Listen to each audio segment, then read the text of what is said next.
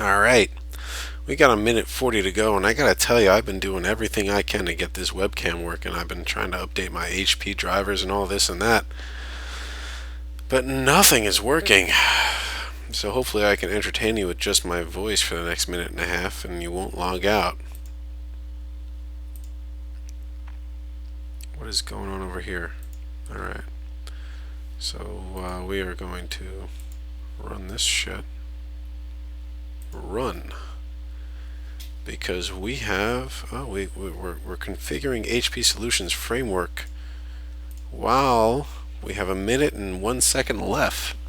And I'm drinking while going into the finals of a draft. Alright, thank you very much, life. Sure, why not? Trying to do HP support to fix our webcam while we're in the middle of a draft with 30 seconds to go into the finals of the round. And by the way, I'd like my girlfriend to hear that I am the absolute fucking best at this game ever because I'm going to the finals of a Swiss draft.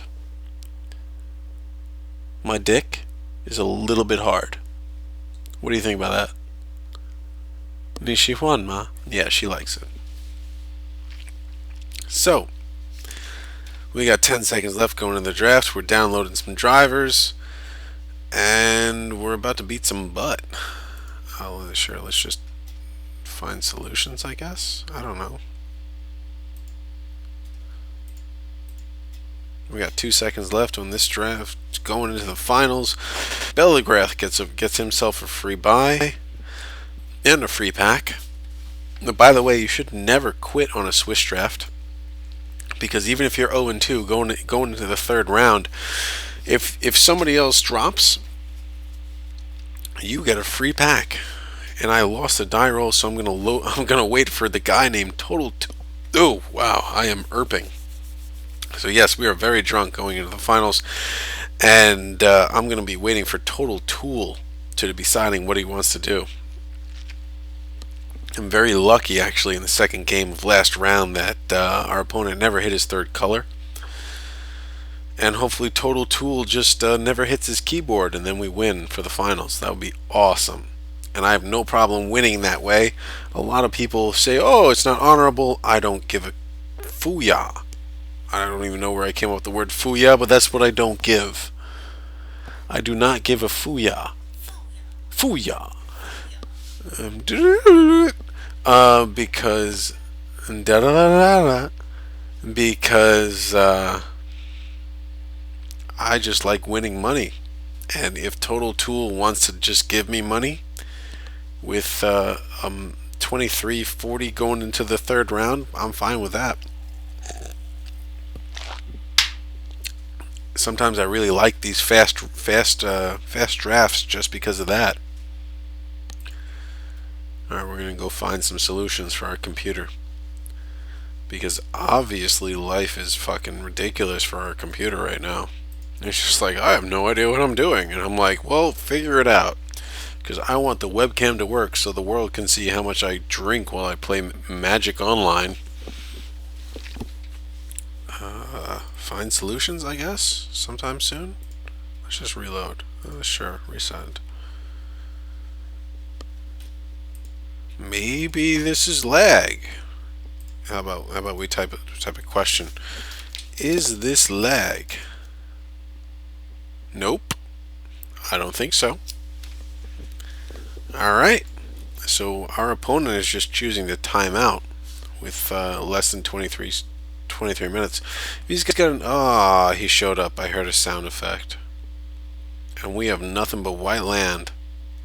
I'm going to keep it. And I'll tell you, I am tempted to just swing the Masters of Pearls on round 3, just to get the Mardu with his raid effect. But we will see what happens, because Total Tool is in the game, regardless of what our Find Solutions is doing for us. Because I want you to see my face as I get... he's Jeskai as well. So we're on his main phase, pre-combat. Alright, we're past. We're going to F6. get to our pre-main phase, and then we can gain life, and then F6. See, at this point, we're just... I like this play at this point because we are exuding the air of confidence that we don't have. And second turn, we have our 3-color deck. Do we want to drop the Master of Pearls at this point? I'm going to say no, and here's why. I don't think that Horde Blade is that important as for swinging with damage and tempo. It would really help us, but I think that we have enough white in our hand to activate it. So I think the Master of Pearl's turn-up ability, the morph ability, is more important than swinging for 2 on turn 3. And as we polish off our Delirium Tremens, that is exactly what I'm going to stick with. So we are looking at a possible 5-color deck at this point. We're going to keep current color scheme. Thank you. And he drops a turn 3 morph, which is pretty standard in this format. What are we going to do on turn 3? Whew. I think we're going to drop a Wind Scout just because that puts us out of morph range. The evasion helps us for raid with the Horde guy, Horde Chief. There's a lot of things good about Wind Scout. So what are we looking at? Are we looking at a 4-color deck? Everything but green is what he's got on the board now. Or he could be Mardu.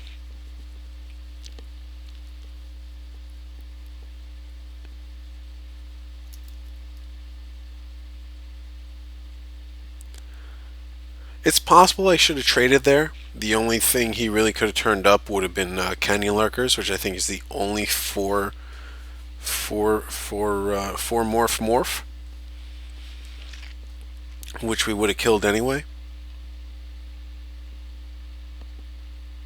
And he raids into Horde Chief, but that's alright because we're about to do the same exact thing. He just doesn't know it yet. So we are going to swing. Basically doing the same exact... This is almost a mirror match at this point. Ooh, turn off Yoldo Yields. Yeah, turn off it again. I'll tell you, I'm a little bit of an F6 whore. It's a little bit dangerous.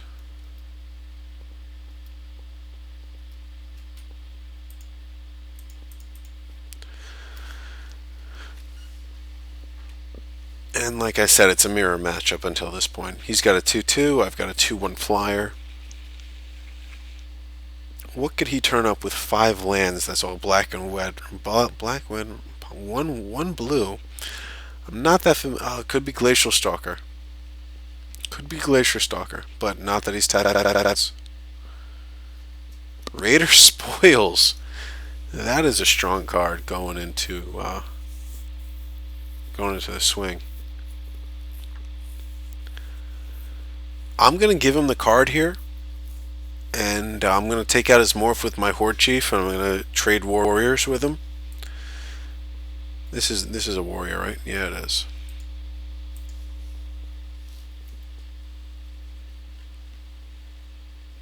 We probably passed him in that Raider Spoils. I think we saw that in the draft. What was that? That was Sage Eye Harry. Alright, so we don't know if he's Jeskai, Mardu, or even something else at this point.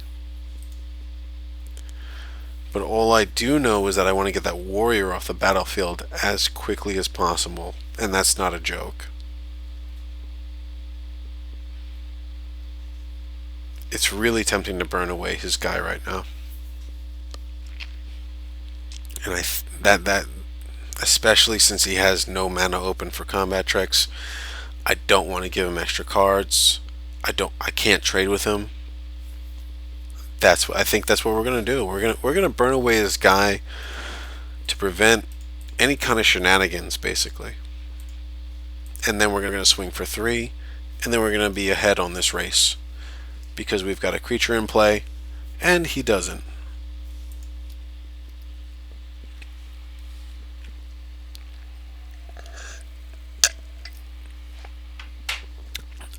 Not that it's incredibly important, but it does slow him down on Sultai Scavenger. We undelved his cards for him. We did hit him that favor.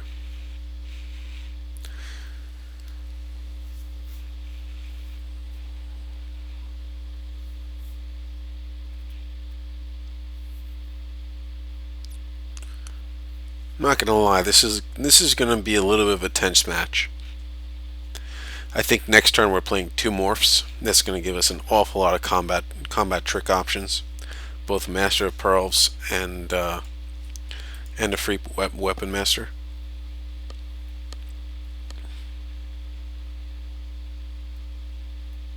Now at this point he's got four cards in hands. He's just kind of debating what he needs to play. I think that the burn away really kind of took away his tempo. He can't raid into anything important at this point. Okay, so he's got Valley Dasher. So I guess he could raid into another Horde Chief if he wanted to, but look at that. He doesn't want to attack with a Valley Dasher, but he has to. Okay.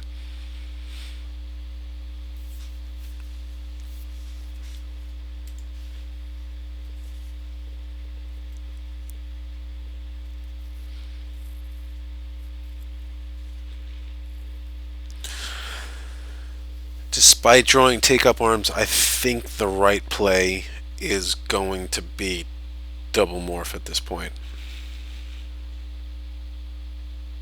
And then this is going to be a slugfest. I'm not going to lie. That's just the way that this match is going down.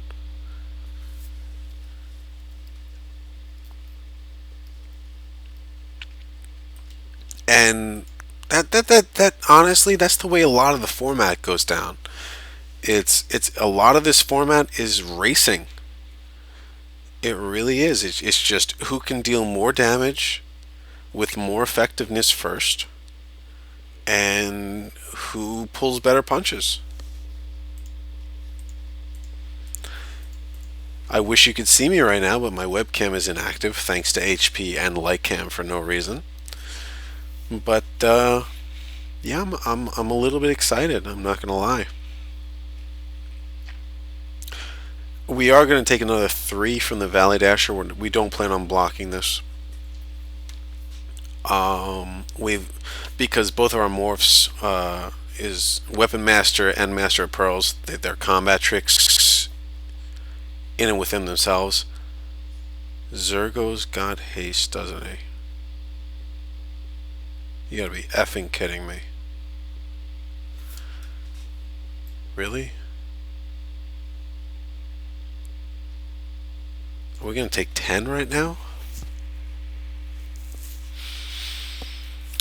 This is about to be a bad turn for us. I'm not going to lie. This is, oh man, we're looking at taking 11.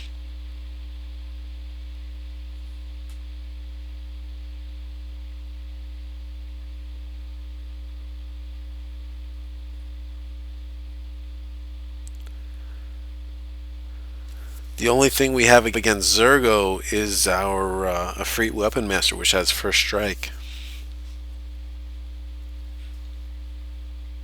Oh, please don't attack with Zergo. That would make my day. But you are a smart person.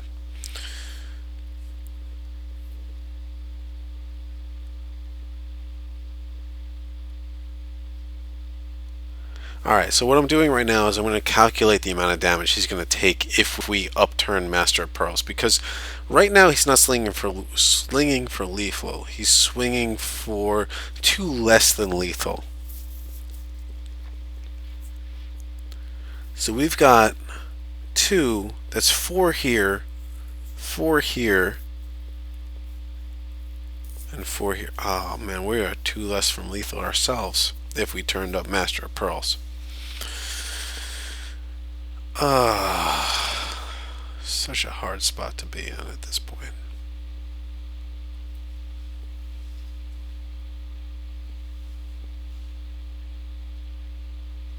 Do we just take this and then just hope he doesn't have any direct damage?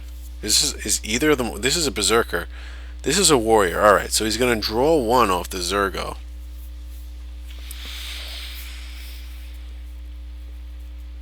This is a rough spot. This is where the men separate themselves from the boys, isn't it? 5 here, 5 there. And I got a really good feeling that we could pull out of this. So what do we do? I don't think that we can afford to take 8 for no reason. So I think we're going to throw the Master of Pearls in front of the Zergo here. We're going to keep Efreet Weapon Master on defense. Actually, I think we might morph him next turn. Oh man, this is such a rough spot. 1, 2, 3, 4, 5. Yeah, we have nowhere near enough to cast anything useful. Wow.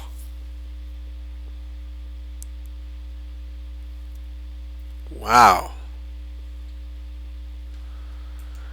This is some serious business right here. He's got trample or no? No, he doesn't have trample. So do we trade here? Or do we block the Zergo and take 5 less?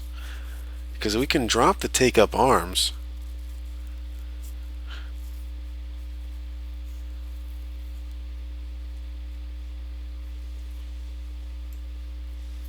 Wow.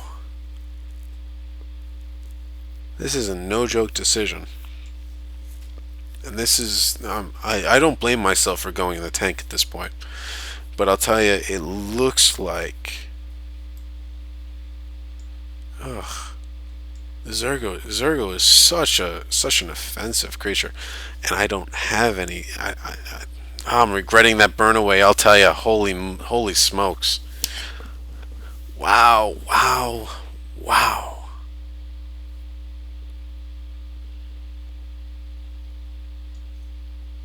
Wow.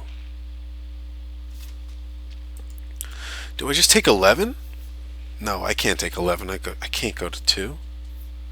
There's nothing I can do about that. I need to block Zergo. Zergo has haste, but he doesn't have trample. But I've got the take up arms, so I can do something about that.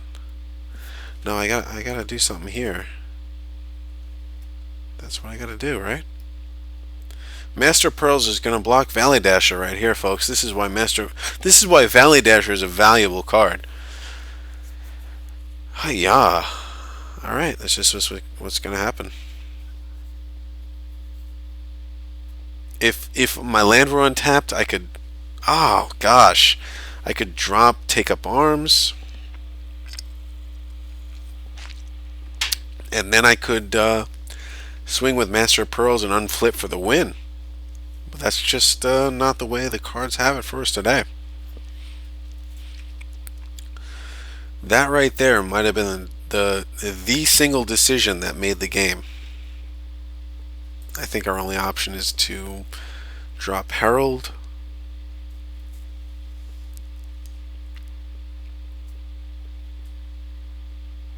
Whoops, let's undo that. I don't know why we have a stop on our draw step. Okay.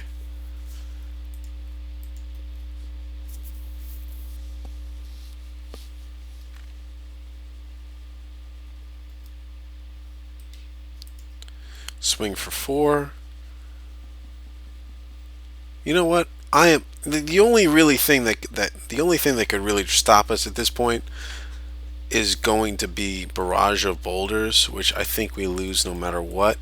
So we're going to cast Take Up Arms now rather than later to get that extra point of damage in.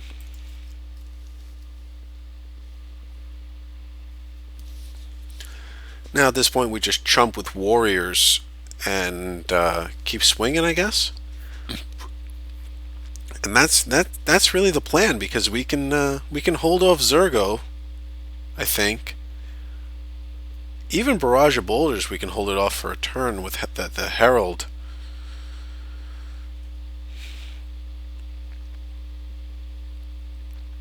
Act of Treason. Or Jeskai.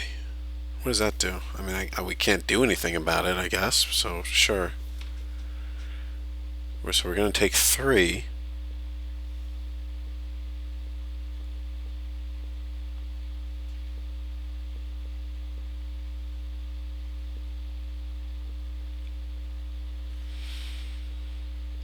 This is a close game. I'm not going to lie. This is a ridiculously close game. I think Weapon Master might win it for us next turn, but we will see. Wow.